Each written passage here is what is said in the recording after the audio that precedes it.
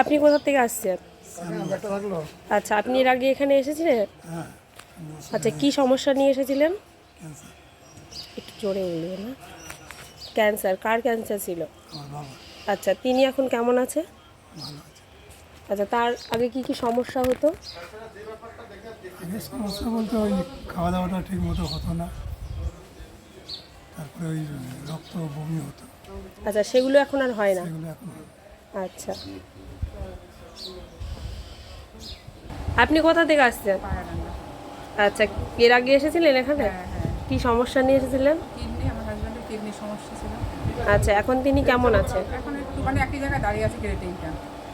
আচ্ছা, এমনি আর আর যা যা সমস্যাগুলো ছিল? আর যা যা সমস্যা মানে আজকে এটাই বলেছিলাম, আমার তো কিছু বলিনি, আজকে নতুন একটা সমস্যা বলতে হবে।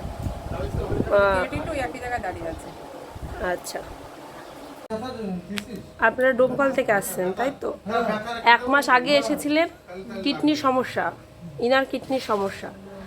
আচ্ছা, আপনারা এখন মানে কেমন আছেন আপনি ওষুধ খাওয়ার পর? ভালো আছে। আচ্ছা, আগে কি কি সমস্যা হতো? খাওয়া দাওয়ার সমস্যা, মাথা ব্যথা, ঘুরতে ওপরগুলো হ্যাঁ, এগুলো এখন কমে গেছে? আচ্ছা, আবার ওষুধ নেওয়ার জন্য এসেছেন? আচ্ছা, এই পেশেন্টটা ডোমকল থেকে এসেছে। 1 মাস আগে ওষুধ নিয়ে গেছিল, তখন ইনি খাওয়া দাওয়া করতে পারতো না। হাঁটাচলা করতে পারতে? হ্যাঁ, হাঁটাচলা করতে পারতো, কিন্তু খাওয়া দাওয়া করতে পারতো না, মাথা ঘুরতো। কিন্তু আবার 1 মাস পরে উনি এসেছেন।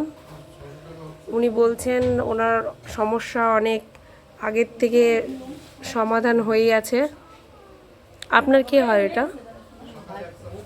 আচ্ছা, আপনার কি সমস্যা? আবার ব্যথা, মাথার সমস্যা? আচ্ছা, আপনি ওই উনার কমেছে ওই দেখে আপনি এসেছেন তাই তো?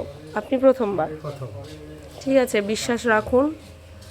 আর আপনিও ওষুধ খান, বিশ্বাস রাখুন, অবশ্যই সুরাহা হবে।